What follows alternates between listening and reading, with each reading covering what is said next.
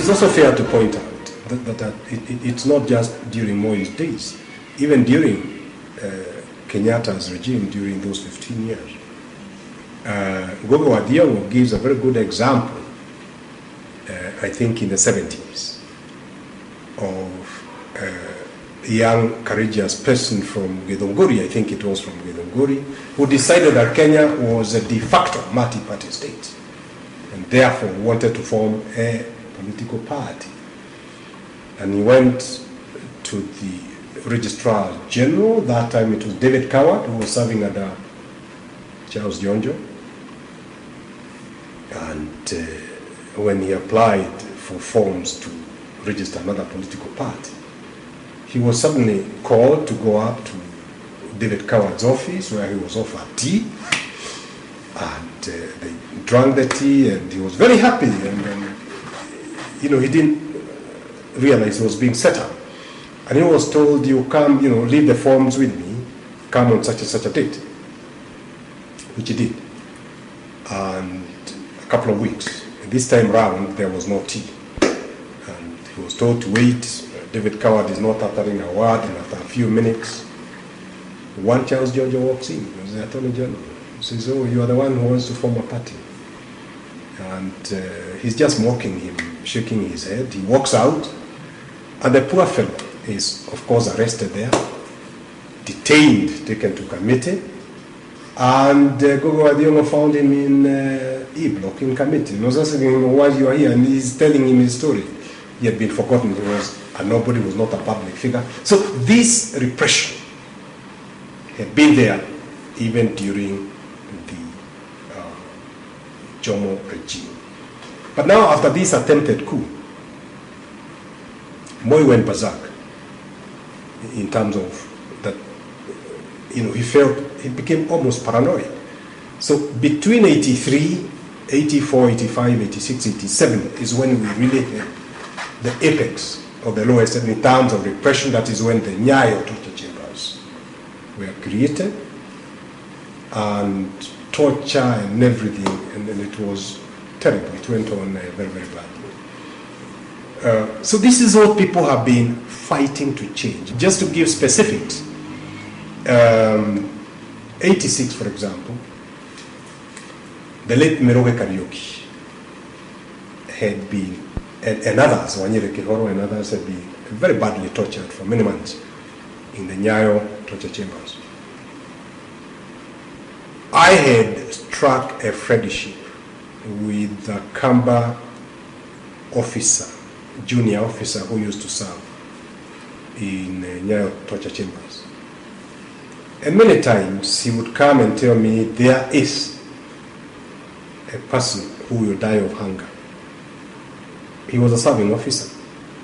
And of course I would give him some little money, but more importantly, I would buy sausages, I would buy mandazis. He used to wear white trousers, and he would actually put the food here, hang the food inside his trousers and take them to those people so as not to die of hunger. And he would come and tell me what the gruesome details of what was going on. So I felt very concerned when I came Miroge Kariuki and were detained there, because I knew the torture that they were going through. Now, when they were formally detained, because the torture would take place before actual detention, because when the detention is gazetted, then in detention there was no torture. Obviously, it was not a bed of roses. Now, what happened is that Miroge Kariuki felt very concerned. And being a lawyer, he had a good legal mind. He had kept a mental note of everything that was happening. So when they were eventually detained, their detention was gazetted. This would have been around 85, 86. Gibson Kamau Kuria was the first one to go and see them in detention and to represent them in Detainees Review Commission. And Miroge Kariuki then narrated the details of gruesome torture that was taking place in Nyayo torture chambers. And they agreed, Miroge and Gibson, what you do, go and sue the government through the Attorney General, Matthew Guy Mooley, was then the Attorney General.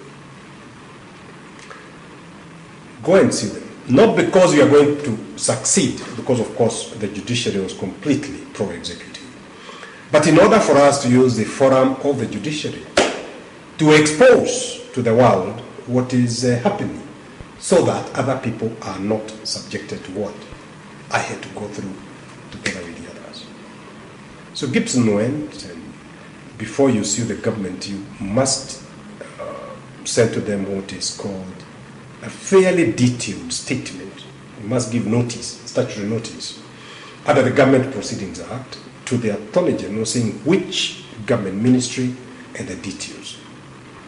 So Gibson wrote that notice to the Attorney General, very detailed in terms of specifics, in terms of the torture, the details of the torturing, the beatings, the interrogation, the water clogged cells, the denial of food. The people had to, no toilet facilities. I mean, people are going, relieving themselves in water clogged, gruesome details. So Gibson drafted that notice to the Attorney General, and then he came over to my office in the Electricity House, and he said, I know that if I send this notice to the Attorney General, I myself will be detained. And I went through these details because that time there were whisperings about Nyayo torture chambers, but nobody, this was the first concrete evidence of somebody who had been an inmate. And he said, if I send this letter, I know that I am going to be detained. And having read it, I said, Gibson, I mean, your gut feeling is absolutely correct. You will be detained. So he said to me, I've come to you because I don't emotionally feel able to go, to undergo through the torture. And so anyway, we agreed, to cut a long story short, we agreed, we're sitting in my office. It's the only way to prevent him from undergoing the torture was for me to file a habeas corpus application. Once he sent the notice, he gets picked up. I immediately file habeas corpus application so as to force the Moi regime to detain him, so as to avert his being tortured, which is what we did. Because there were no computers at that time. I mean, it's typing and then correcting the statement and all. But we drafted the habeas corpus application with Gibson. We drafted a statement. I suggested he should write a statement to explain that when he gets detained, the government is likely to claim that they are detaining him because he's a member of Mwakenya. Mwakenya is the phantom that had been created by the special branch as a justification for torture. And Gibson said, I want the whole world to know I'm not a member of Mwakenya. I've been detained because of this notice. Then the then Washington Post representative in Nairobi that time was Blaine Hardin, the author of Dispatches from Fragile Continent. And I called him, and I took him through this draft habeas corpus application and the statement by Gibson. And he read through it and said, you people are jokers. How can he get detained because of this? And I said, look, I mean, just embargo Gibson's statement. If he doesn't get detained, don't need to release it. If he gets detained, I mean, it's news for you. But he was very skeptical. He sort of, it can't happen. Because, people tend to live in two different worlds. Even today, when you talk about extrajudicial execution, people think it is fiction. Yeah. In the event, of course, the notice went, and I think it was received on a Wednesday. The following day, I know it was a Thursday because I was playing squash in Nairobi Club. And when I got back at lunch, when I got back in the afternoon, I mean, Gibson had called many times. I went to his office, and he ended up being detained. But these are small milestones because Blaine Hardin could believe it when he saw that it had happened. And therefore, I think it was in 1987 when retired President Moi went on a state visit to Washington, and the media was extremely hostile. The torture was still going on. Baraka Karaja had just been killed, and his grave could not even be found. And I remember, ironically, because Blaine Harden did a very good job, when the day that Moi was supposed to have a meeting with Ronald Reagan, the President of the United States, Blaine Harden ran a front page, Washington Post front page, of the torture that was going on in Kenya. And Moi had a very difficult time. He even cancelled a meeting he was supposed to attend in New York. Tried to talk the African Americans, Congress people, and then Senate, let's talk as black people. This is, yeah, but we want, is it true or not true? And his picture, Moi's picture, was on the front page of the Washington Post. So remember, it's very ironical because whenever Moi was very upset, when he came back, he would hold a public meeting, impromptu. And on arrival, he went straight to Muranga and held a public meeting.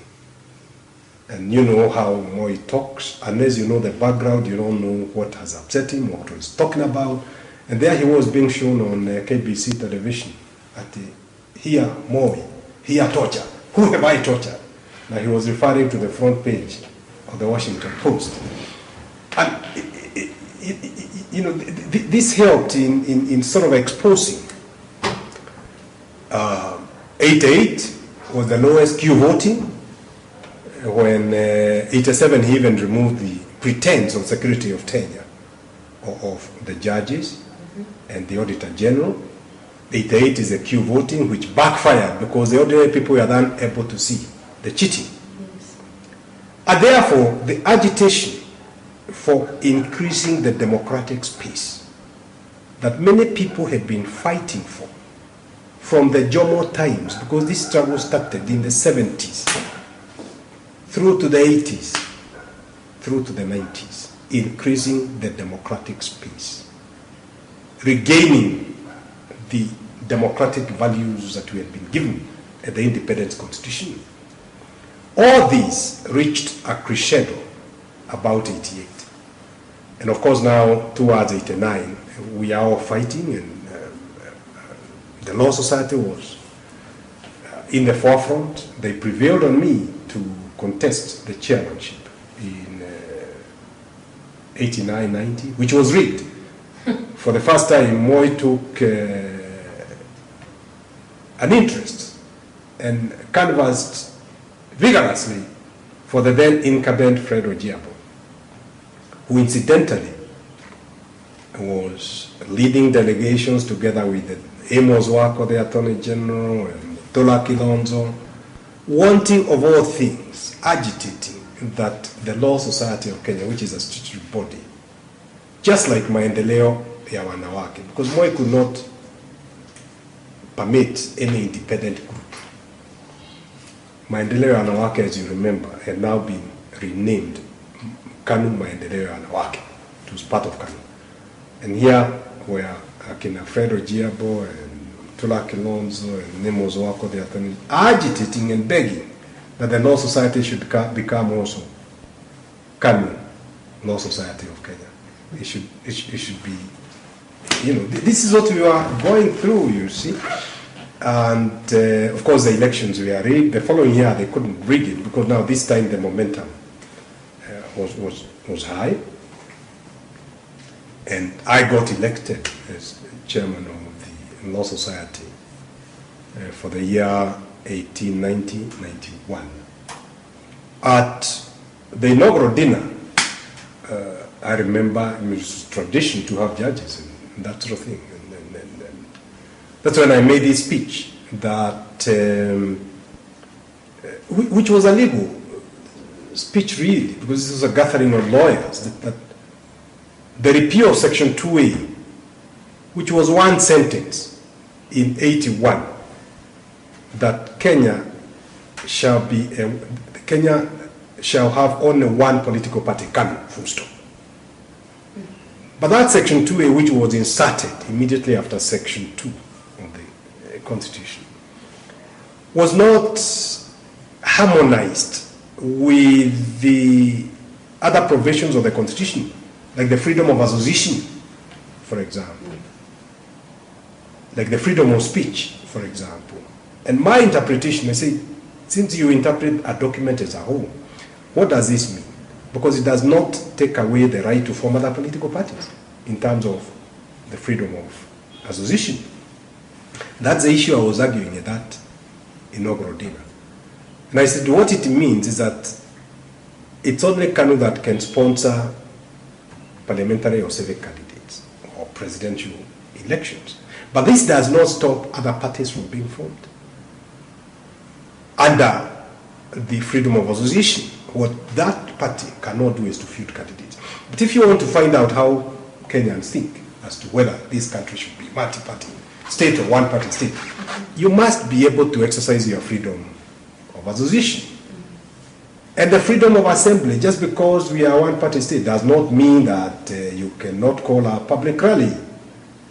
Because a public rally, you can call it as an individual. You don't have to be a political party to call. Because if you are deprived of your constitutional freedom of assembly, your freedom of speech, your freedom of association, how can you even ever find out whether a majority of the Kenyan people now want to have multi-parties or just to continue the one parties? So this is a speech I gave, and I remember distinctly, I saw judges dropping their plates, they were running out of the dinner and in a hurry, and some, knocking over tables in the food, for them not to be said that they listen to these seditious speeches. Within a few weeks, Ringera, who was that time was a partner in Oraro Rachia advocacy, had walked out on Gibson Kamau Kuria and Kiraito, filed a case in the High Court, ex parte. And the first thing I, as a chair of the elected council of the Law Society, found, we were served with an injunction which had been obtained ex parte, prohibiting council of the Law Society, and in particular its chairman, Mr. Muite, from making any political statement. We deliberated on this as a council at a council meeting and said, look, we would like to respect this, but let's go to court to get the court to clarify what a political statement is. So we made an application for the court to clarify what this was, and we were chased away. We're told, you know what a political statement means? There's no clarification. You know it. A couple of weeks down the road, we talked about the need for enhancing the independence of the judiciary. The next thing, we are served with an application that we should be committed to prison for contempt of court because we made a political statement by asking for the judiciary to be independent. And the case went on. As somebody needs to go through these files, because they are there are many. We escaped going to prison by a whisker. We adopted a style that was adopted by Nelson Mandela when they were being tried. We argued the law, but also made it quite clear we were prepared to go to prison. And at the end of it all, the court said, you want us to send you to prison to make you heroes. We will not send you to prison, but we will fine you. So it's the first time I've ever seen a judgment that imposes a fine and does not proceed to say, if you don't pay the fine, you are going to go to prison for 6 months or for 2 years for anything. This one said, you must pay this fine. And if you don't pay it, I give authority for your properties to be attached and sold so as to recover the fine. That was the ruling. Who was the judge? I think it was Mwera. There was a bench of 3 judges.